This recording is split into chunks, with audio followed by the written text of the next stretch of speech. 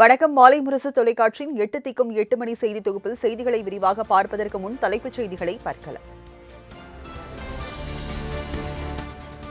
Venezuela அதிபர் Nicolas மதுரோவை கைது செய்த படத்தை வெளியிட்ட அமெரிக்க ராணுவத்திற்கு முன்னால் வெனிசுலா ராணுவம் மண்டியிட்டதாக ட்ரம்ப் பேச்சு.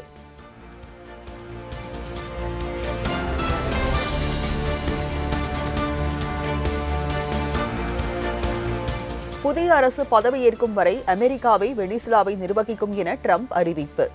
வெனிசுலாவின் எண்ணெய் துறையில் அமெரிக்க எரிசக்தி நிறுவனங்கள் முக்கிய பங்கு வகிக்கும் எனவும் திட்டவட்டம்.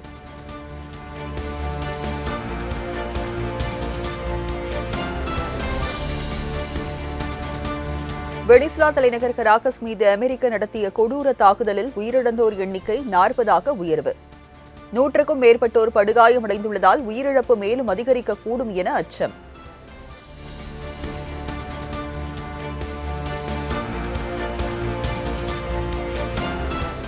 வெனிசுலாவில் உள்ள இந்தியர்கள் மிகவும் எச்சரிக்கையாக இருக்க வெளியுறவு அமைச்சகம் அறிவுறுத்தல்.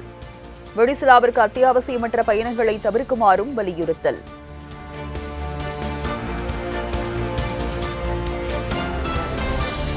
பத்து ஆண்டுகள் பணியாற்றி இருந்தால் அரசு ஊழியர்களுக்கு ஓய்வூதியம். தமிழ்நாடு உறுதியளிக்கப்பட்ட ஓய்வூதிய திட்டத்தை அறிவித்தார் முதலமைச்சர் மு.க.ஸ்டாலின்.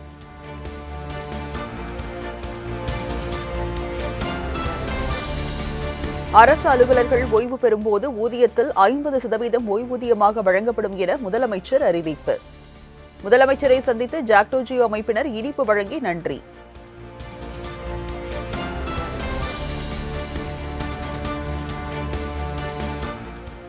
ஓய்வூதிய அறிவிப்பின் மூலம் லட்சக்கணக்கானோருக்கு வாழ்வு அளித்துள்ளார் முதலமைச்சர்.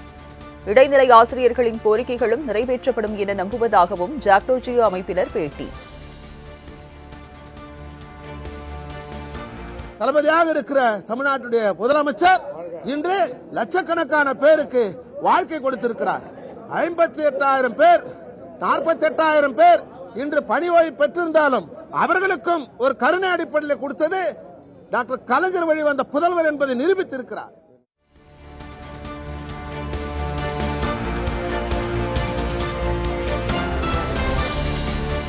தமிழக அரசு பங்களிப்பு ஓய்வூதியத்தை தான் அறிவித்துள்ளதை தவிர முழுமையான ஓய்வூதியம் அல்ல என மத்திய இணையமைச்சர் எல் முருகன் விமர்சனம்.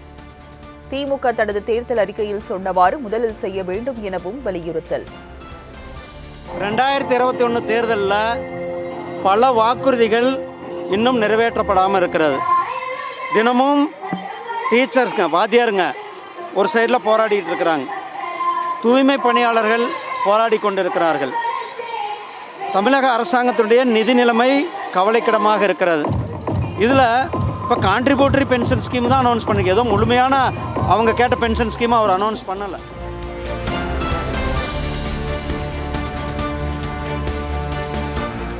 இன்று தமிழகம் வருகிறார் மத்திய உள்துறை அமைச்சர் அமித்ஷா. புதுக்கோட்டையில் நயினார் நாகேந்திரனின் பிரச்சார பயண நிறைவு விழாவில் பங்கேற்கிறார். 1000 அமித்ஷாக்கள் வந்தாலும் தமிழ்நாட்டில் எந்த மாற்றமும் இருக்காது என சீமான் காட்டம். தமிழ்நாட்டை யார் அதிகம் நாசம் செய்வது என்பதில்தான் திமுகவிற்கும் அதிமுகவிற்கும் இடையே போட்டி உள்ளதாகவும் விளாசல். எவன் அதிகமா திருடுறது, எவன் அதிகமா கொள்ளையடிக்கிறது, எவன் அதிகமா நாட்டை நாசம் பண்றதுங்கிறதுல போட்டி. வேற என்ன போட்டி இருக்கு? சும்மா இவர் வந்தா மாறிடுமா, அமித்ஷா வந்தா மாறிடுமா? 1000 அமித்ஷா வந்தாலும் அதே தான் இருக்கும். நீங்க என்ன மாறுதல் செஞ்சாலும் எடப்பாடி முதலமைச்சராக தானே பாடுபட போறீங்க. சொல்லுங்க, என்ன மாறுதல் வந்துடும்?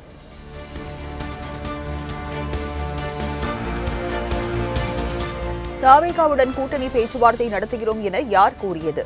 தாவேகா தரப்பில் கூறினார்களா அல்லது காங்கிரஸ் கூறியதா என்றும் மேலிட பொறுப்பாளர் கிரீஷ் ஜோடங்கர் சரமாடி கேள்வி.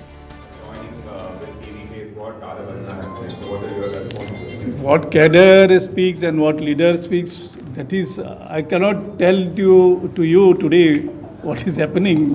So that is their version, this is our version.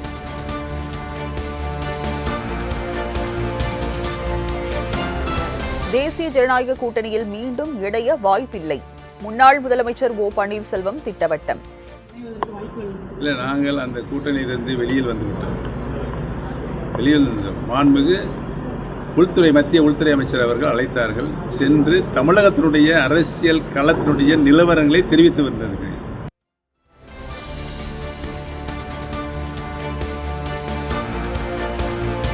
முன்னாள் முதலமைச்சர் OPS மற்றும் டிடிவி தினகரன் தவிக கூட்டணிக்கு வர வாய்ப்பு. தவிக தலைமை ஒருங்கிணைப்பாளர் செங்கோட்டையன் விளக்கம். பொறுப்பேற்றார். இப்போ தினகரன் ஓபன்னீஸ்வரன் அன்னைக்கு வருவாங்க, பொறுத்திருந்து பாருங்கிற மாதிரி சொல்லியிருக்கீங்க. பொங்கலுக்குள்ள அது இப்போ சாத்தியமாக இருக்கும்.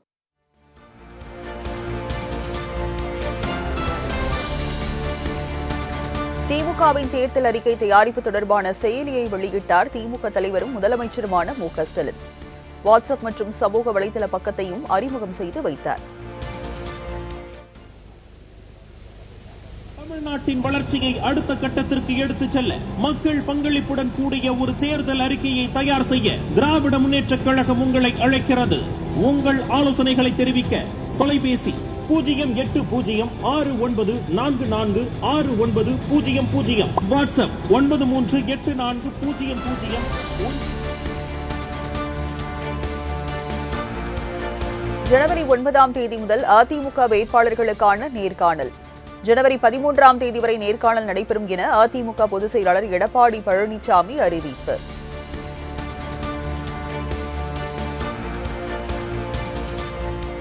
அதிமுக தேர்தல் அறிக்கை குழுவினர் இன்று முதல் வரும் 20ஆம் தேதி வரை மாநிலம் தழுவிய சுற்றுப்பயணம் மேற்கொள்வர் என எடப்பாடி பழனிசாமி அறிவிப்பு. பொதுமக்களின் கருத்துக்களை கேட்டறியும் வகையில் ஏற்பாடு.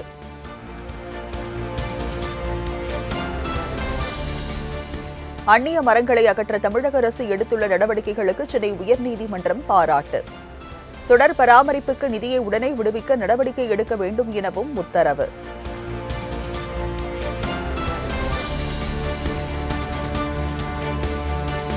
தமிழகம் முழுவதும் இன்றும் நடைபெறுகிறது வாக்காளர் சிறப்பு முகாம்.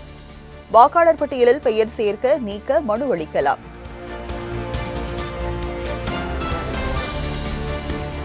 பொங்கல் பண்டிகைக்கு மக்கள் சொந்த ஊர் செல்ல ஏதுவாக 10 சிறப்பு ரயில்களை அறிவித்த தெற்கு ரயில்வே. இன்று காலை 8 மணிக்கு முன்பதிவு தொடங்கியது.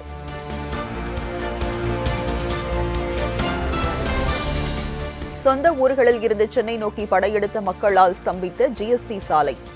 சிங்கப்பெருமாள் கோவில் முதல் திருத்தேரி வரை போக்குவரத்து நெரிசல்.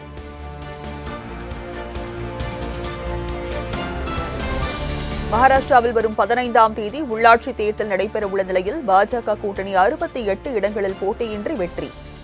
எதிர்த்தரப்பு வேட்பாளர்கள் வேட்புமனுக்களை வாபஸ் பெற்றதால் போட்டியின்றி வெற்றி பெற்றதாக அறிவிப்பு.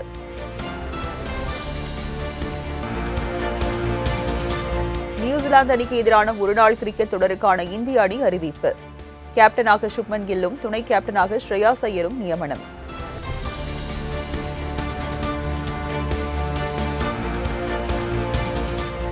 IPL தொடரில் இருந்து வங்கதேச வீரர் முஸ்தபிசூர் ரஹ்மான் நீக்கம். BCCI உத்தரவை தொடர்ந்து அணியில் இருந்து விடுவித்ததை உறுதி செய்தது கொல்கத்தா நைட் ரைடர்ஸ் அணி.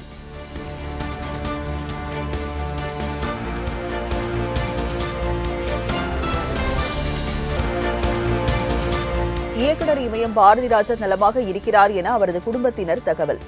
உடல்நிலை குறித்து வரும் தகவலை நம்ப வேண்டாம் எனவும் வலியுறுத்தல்.